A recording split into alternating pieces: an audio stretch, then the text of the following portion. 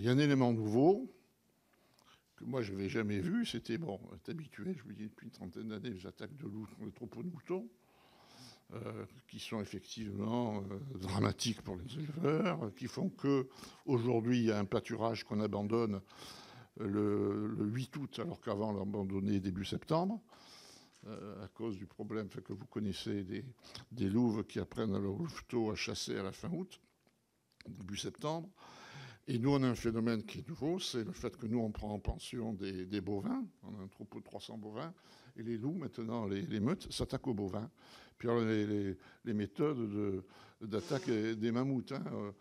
Il y a toutes les méthodes. On attaque le veau. Autrefois, on était habitué, de temps en temps, il y a un veau après la naissance qui disparaissait. Bon, c'est pas dramatique, mais aujourd'hui, on envoie les bovins dans les ravins. Et vous savez ce qu'est un bovin, une vache dans la montagne.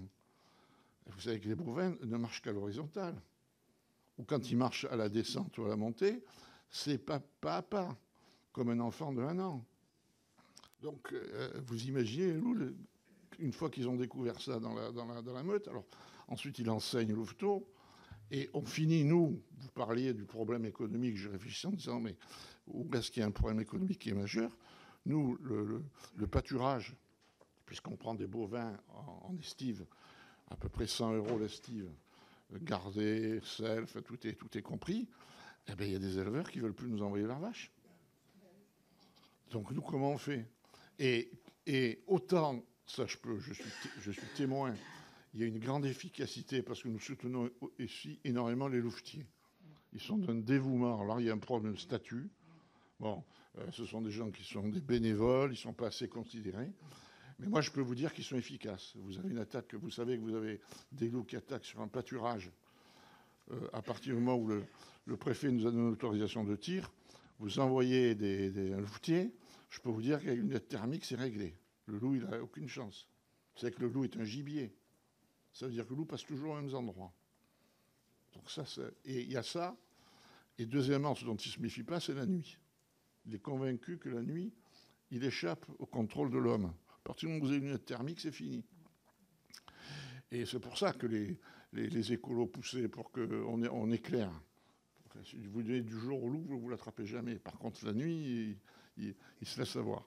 Donc, au niveau des bovins, c'est ce que je vous disais, on n'a pas de méthode. On ne sait pas comment on va faire. Et pour les bovins, puis j'en ai terminé avec cette observation, on arrive à peu près à s'en sortir. Vous avez de bons bergers. Alors ça devient de plus en plus difficile. C'est un vieux berger qui s'occupe bien de son troupeau, il y arrive avec des chiens de protection.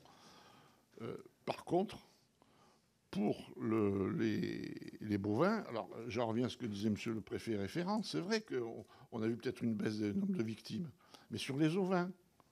Et j'aimerais voir comment ça va se passer pour les bovins. Et qu'est-ce qu'on va faire? On ne peut pas mettre un chien patou derrière chaque bovin, mais c'est pas possible. Je ne sais pas comment les choses vont se dérouler.